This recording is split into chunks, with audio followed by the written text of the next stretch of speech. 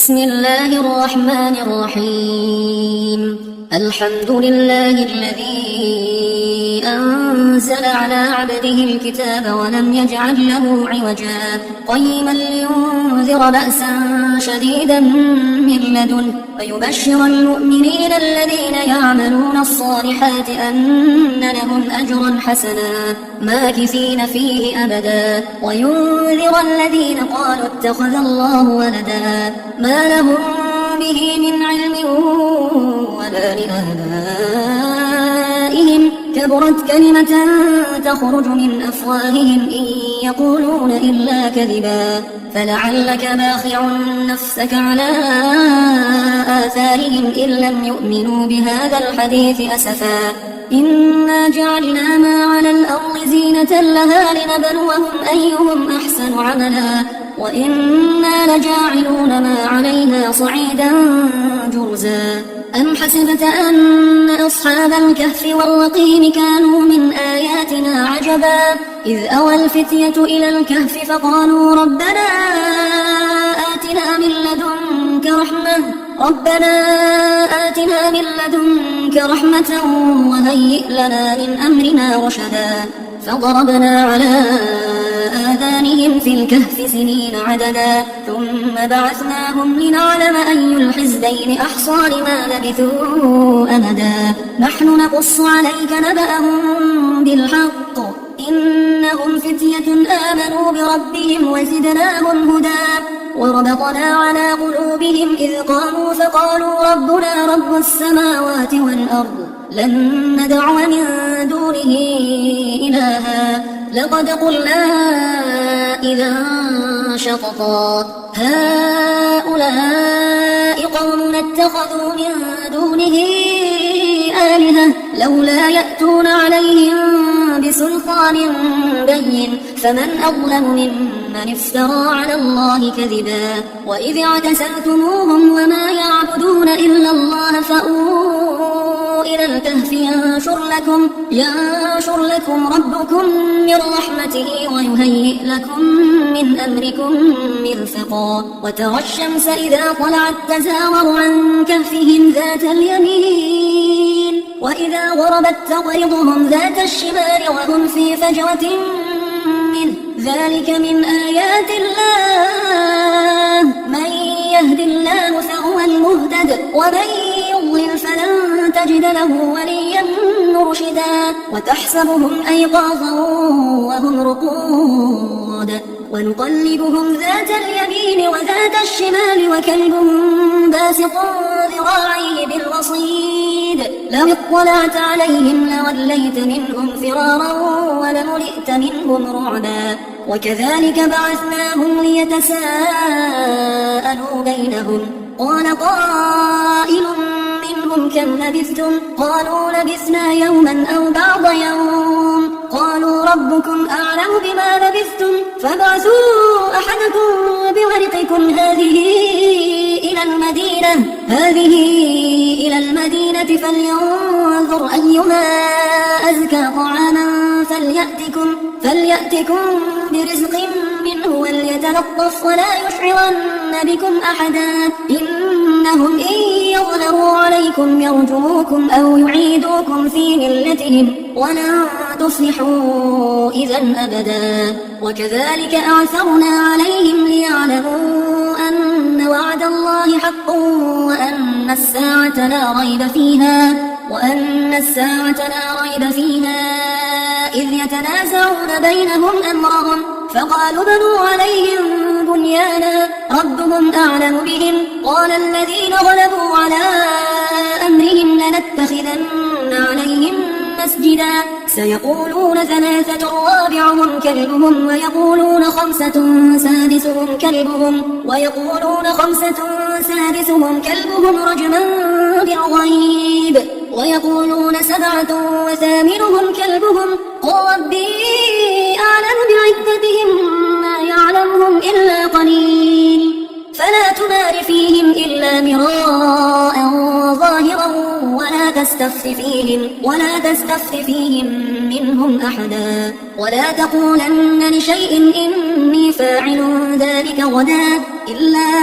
أن يشاء واذكر ربك إذا نسيت وقل عسى أن يهديني ربي لأقرب من هذا رشدا ولبثوا في كهفهم 300 سنين وازدادوا 9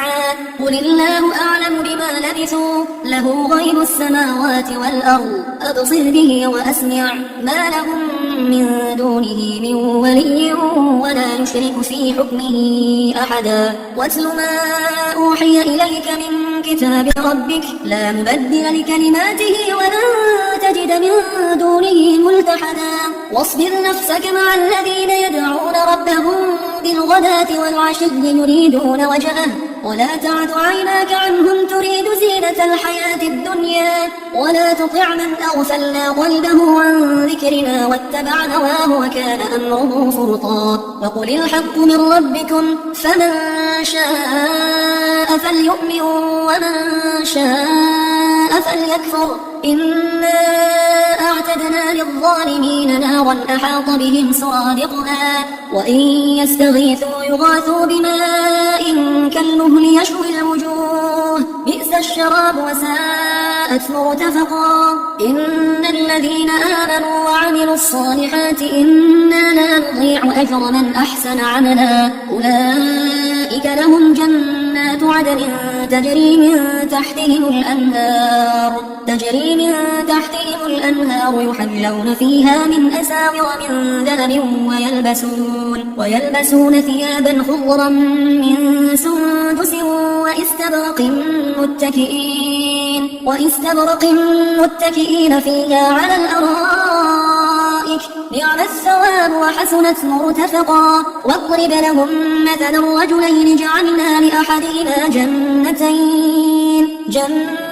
من أعناب وحففناهما بنخل وجعلنا بينهما زرعا كلتا الجنتين آتت أكلها ولم تظلم منه شيئا وفجرنا خلالهما نهرا وكان له ثمر فقال لصاحبه وهو يحاوره أنا أكثر منك مالا وأعز نفرا ودخل جنته وهو ظالم لنفسه قال ما أظن أن تبيد هذه أبدا وما أظن الساعة قائمة ولئن رددت إلى ربي لأجدن خيرا منها منقلبا قال له صاحبه وهو يحاوره أكفرت بالذي خلقك من تراب ثم من نطفة ثم سواك رجلا لكن هو الله ربي ولا أشرك بربي أحدا ولولا إذ دخلت جنتك قلت ما شاء الله لا قوة إلا بالله إن ترني أنا أقل منك مالا وولدا فعسى ربي أن يؤتيني خيرا من جنتك ويرسل عليها حسبانا من السماء فتصبح صعيدا زلقا أو يصبح ماؤها غورا فلن تستطيع له طلبا وأحيط بثمره فأصبح يقلب كفيه على ما أنفق فيها وهي خاوية على عروشها ويقول يا ليتني لم أشرك بربي أحدا ولم تكن له فئة ينصرونه من دون الله وما كان منتصرا هنالك الولاية لله الحق هو خير ثوابا وخير عقبا واضرب لهم مثل الحياة الدنيا كماء إن أنزلناه من السماء فاختلط به نبات الأرض فأصبح هشيما تذروه الرياح وكان الله على كل شيء مقتدرا المال والبنون زينة الحياة الدنيا والباقيات الصالحات خير عند ربك ثوابا وخير أملا ويوم نسير الجبال وترى الأرض بارزة وحشرناهم فلم نغادر منهم أحدا وعرضوا على ربك صفا لقد جئتمونا كما خلقناكم أول مرة بل زعمتم أن لن نجعل لكم موعدا ووضع الكتاب فترى المجرمين مشفقين مما فيه ويقولون يا ويلتنا ما لهذا الكتاب لا يغادر صغيرة ولا كبيرة إلا أحصاها ووجدوا ما عملوا حاضرا ولا يظلم ربك أحدا. وإذ قلنا للملائكة اسجدوا لآدم فسجدوا إلا إبليس كان من الجن ففسق عن أمر ربه أفتتخذونه وذريته أولياء من دوني وهم لكم عدو بئس للظالمين بدلا. ما أشهدتهم خلق السماوات والأرض ولا خلق أنفسهم وما كنت متخذ المضلين عضدا. ويوم يقول نادوا شركائي الذين زعمتم فدعوهم فلم يستجيبوا لهم وجعلنا بينهم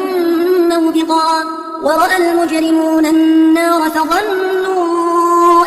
أنهم مواقعوها ولم يجدوا عنها مصرفا. ولقد صرفنا في هذا القرآن للناس من كل مثل وكان الإنسان أكثر شيء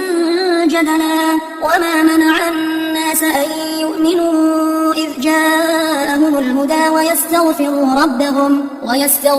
ربهم إلا أن تأتيهم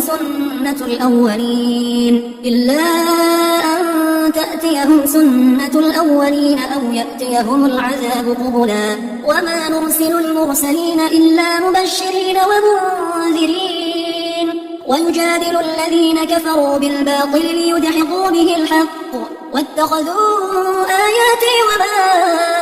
أنذروا هزوا. ومن أظلم ممن ذكر بآيات ربه فأعرض عنها ونسي ما قدمت يداه إنا جعلنا على قلوبهم أكنة أن يفقهوه وفي آذانهم وقرا وإن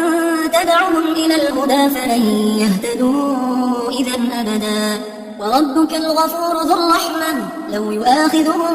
بما كسبوا لعجل لهم العذاب بل لهم موعد لن يجدوا من دونه موئلا. وتلك القرى أهلكناهم لما ظلموا وجعلنا لمهلكهم موعدا. وإذ قال موسى لفتاه لا أبرح حتى أبلغ مجمع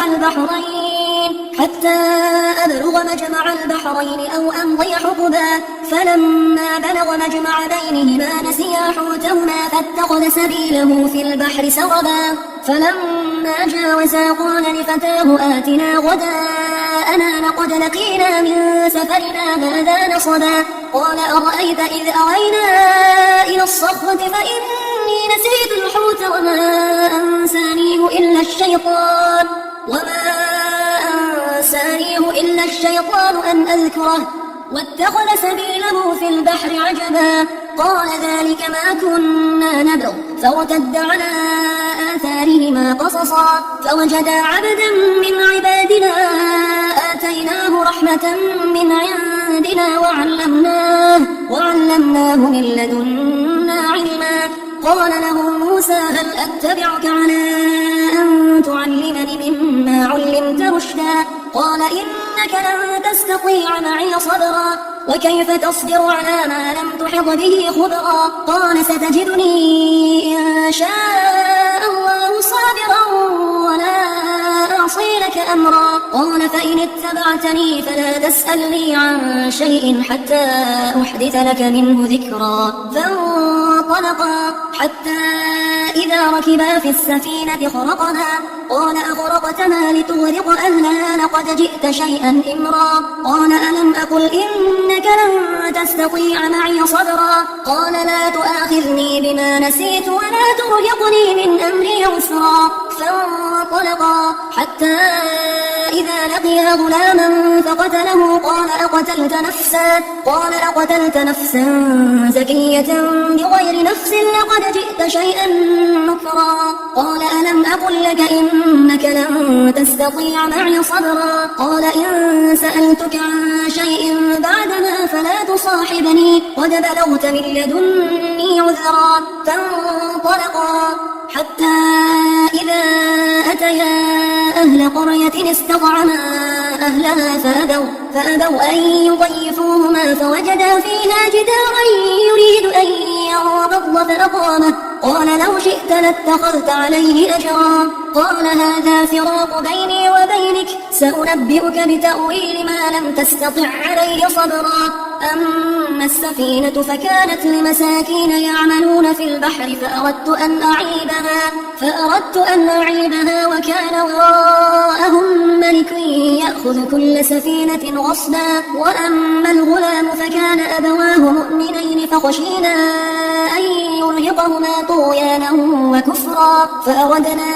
أن يبدلهما ربهما خيرا منه زكاة وأقرب رحما وأما الجدار فكان لغلامين يتيمين في المدينة وكان تحته كنز لهما وكان أبوهما صالحا فأراد ربك أن يبلغا أشدهما ويستخرجا كنزهما رحمة من ربك وما فعلته عن أمري ذلك تأويل ما لم تستع عليه صبرا ويسألونك عن ذي القرنين قل سأتلو عليكم منه ذكرا إنا مكنا له في الأرض وآتيناه من كل شيء سببا فأتبع سببا حتى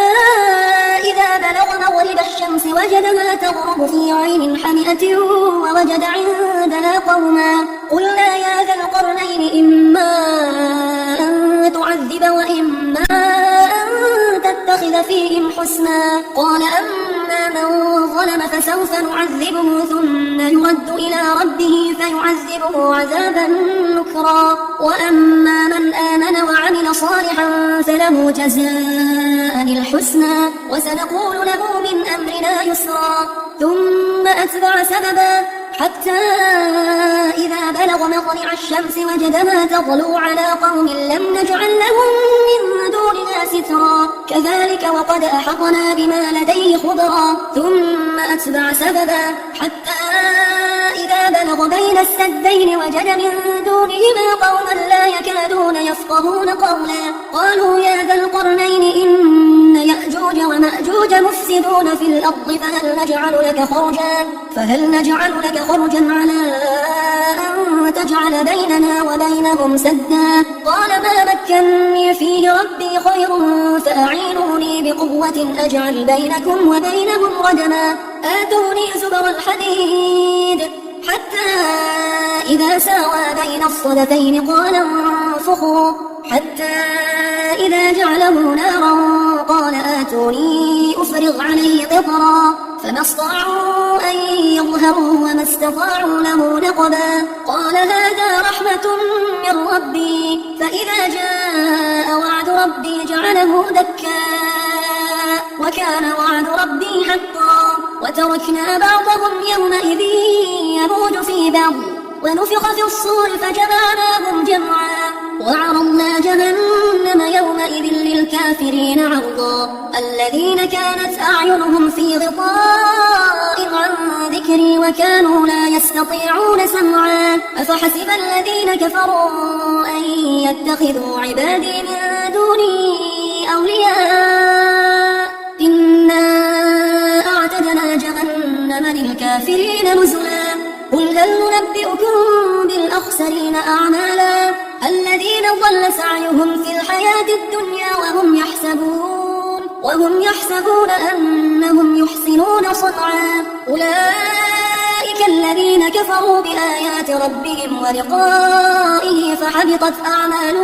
فحبطت أعمالهم فلا نقيم لهم يوم القيامة وزنا ذلك جزاؤهم جهنم بما كفروا واتخذوا آياتي ورسلي هزوا إن الذين آمنوا وعملوا الصالحات كانت لهم جنات الفردوس نزلا خالدين فيها لا يبغون عنها حولا قل لو كان البحر مدادا لكلمات ربي لنفد البحر قبل أن تنفد كلمات ربي ولو جئنا بمثله مددا قل إنما أنا بشر مثلكم يوحى إلي أنما إلهكم إله واحد فمن كان يرجو لقاء ربه فليعمل عملا صالحا فليعمل عملا صالحا ولا يشرك بعبادة ربه أحدا.